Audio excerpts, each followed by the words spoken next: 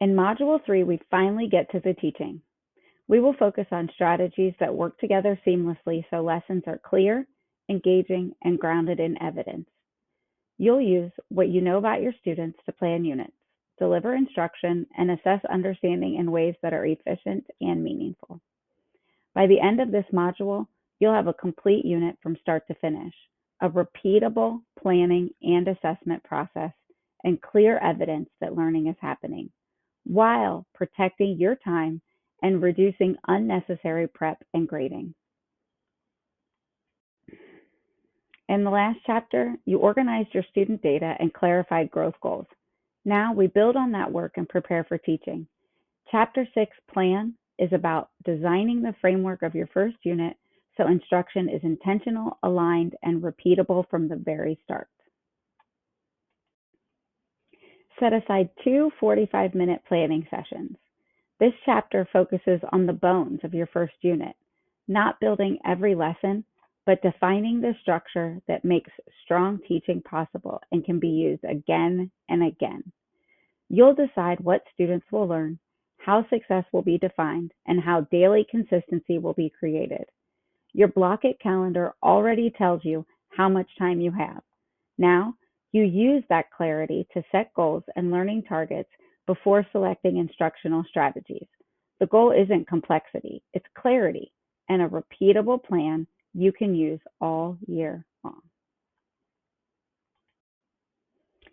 Take that Google Notes doc back out and jot down any notes that you want to take care of later. Clear planning is essential. We will dig into the details of teacher clarity, which has an effect size of 0.85, one of the highest impacts on student learning. When students know what they're learning, why it matters, and how they'll know they're successful, confusion drops and engagement increases. Add formative assessment with an effect size of 0.7, and learning becomes visible in real time. That combination, clarity plus feedback, is what makes daily instruction work. I was fortunate enough to be certified as a teacher clarity trainer by Doug Fisher, Joseph Assoff, Nancy Fry, and Olivia Amador, the educators who literally wrote the Teacher Clarity Playbook.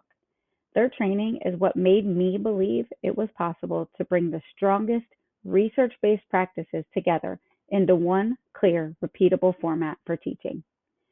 It would be really helpful for you to start by reviewing the Teacher Clarity cheat sheet to understand the core components of teacher clarity. This is the baseline. If you ever have the opportunity to read the full playbook, I strongly recommend it. Step 1, we'll start with the standard and write what is called a learning intention that explains the skill students are developing. Most importantly, we focus on what they are learning, not what they're doing. Step 2, create success criteria that students can use as a checklist to decide if they have met the learning intention. It answers the question, how do I know I've learned it? Step 3 and 4, we use our Block It calendar to make sure content is taught in a logical order. Then we plan a check for understanding to see which students understand and who need support. We will be sure to keep it short and easy for us to review. Step 5, plan clear, specific, and actionable feedback that connects directly to the success criteria. It should identify what's working and what needs to improve. Teacher clarity starts with 2 moves. Writing a learning intention that specifically defines what students are learning, not what they're doing.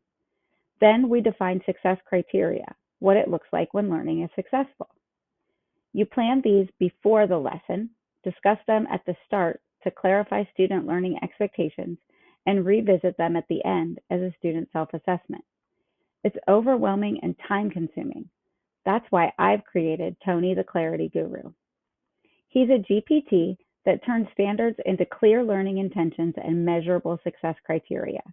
You give him your grade level, subject, and standard from the Block It calendar. He does the heavy lifting. You refine and improve. In the next segment, you'll see a quick demo showing how this works step by step.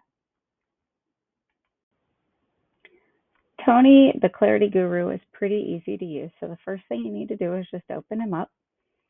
And he says, let me know when you're ready to start. I'm going to type ready. And he wants to know what grade, what subject. So I'm going to do English, Ohio, 9RL3. That's my standard. And I get this straight off of that Block It calendar that we've already done. It tells me what I'm teaching and when I'm teaching it.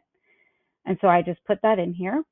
It tells me the learning standard, it breaks down the standard, and then it tells me 3 learning intentions that I can use. It asks me if I want to put any together or what I want to do next. I'm going to say that I would love for 1 and 3, please combine 1 and 3.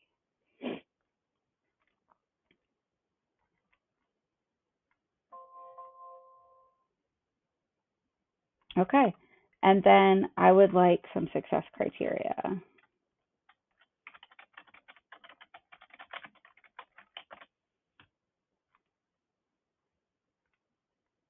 So here is my learning intention, and these are my success criteria. And then if I chose the other learning intention, I could use this one. I think I'm going to use this one because it's written more simply for the kids. And then I just put these as my success criteria there. The unit template is where this comes together. You're capturing standards, learning intentions, success criteria, and assessment checkpoints. This gives the unit a clear shape without locking you into rigid lessons. Think framework first, flexibility later. Open up the unit plan template and paste your learning intentions and success criteria right into it. We begin our instruction every day with a clear and repeatable routine. It's important that we're building quick, meaningful connections with students because the research is clear that relationships matter. Teacher-student relationships have an effect size of 0.72, and classroom discussion is even higher at 0.82. Meaningful connection and student voice directly impact learning. When students feel known and safe, they participate more, take academic risks, and stay engaged. So we begin class each day with a simple attendance question routine. You can find the details for implementing this in the Connect with Kids tool. As students enter, we display a short question. Before taking attendance, we share our own brief 1 to 2 word response. Then, as we call each name, students answer the question instead of saying here. We keep responses short so the routine stays efficient and positive. This works because it's embedded in something we already have to do, attendance. So we're not adding one more task. We're simply using an existing routine to strengthen connection and student voice. If you want to switch it up sometimes, there are additional ideas available as well as ready-made questions in the Connect with Kids No Prep Daily Strategies tool. Next, in the daily class routine is creating a connection to prior learning and assessing where students are. The No Prep formative assessment tool helps you quickly see what students misunderstand, connect new learning to what they already know, and make immediate adjustments to your teaching. They also help students explain their thinking, which strengthens retention and ownership.